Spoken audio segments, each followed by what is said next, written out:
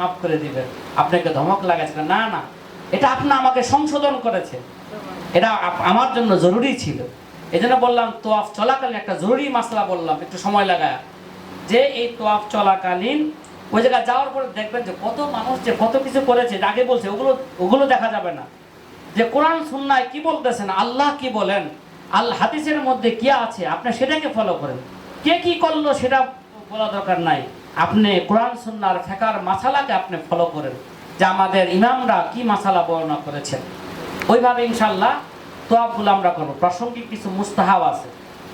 পুরুষদের জন্য বলি যে তারা ডান সিনাকে কি রাখবেন, খোলা উন্মুক্ত রাখবেন, বাম সিনাকে কি করবেন, ঢেকে রাখবেন। অর্থাৎ চাদর থাকলে আমি দেখাইতে পারতাম, ওগুলো আমাকে দেখাবে না কিভাবে ওটা রাখবে, যে বাম ডান বগলের নিচ দা কাপড়টা নিয়ে বাম নিয়ে রেখে দিবে, এবং প্রথম তিন চক্কর যে হাঁটবে এটা বীরের মতন হাঁটবে। কিসের মতন? পুরুষ যারা আছেন তারা বিশেষভাবে এরা বীরের মতন হাঁটবেন। বীরেরা মুজাহিদরা কিভাবে হাঁটে, যাকে বলা হয় আরবিতে রমল করা, প্রথম 3 চক্কর এর অবশ্যই এরা করবেন মুস্তাহাব।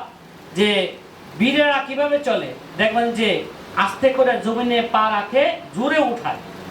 নবীজির হাঁটার চলন এরকমও ছিলেন, আস্তে করে পা রাখতেন, তুলতেন জোরে সুরে, মুখ ঘুরালে গোটা শরীর অমনে যেত ঘুরে। বীরের মতন ওই জন্য হাঁটতে হবে, ঠিক আছে।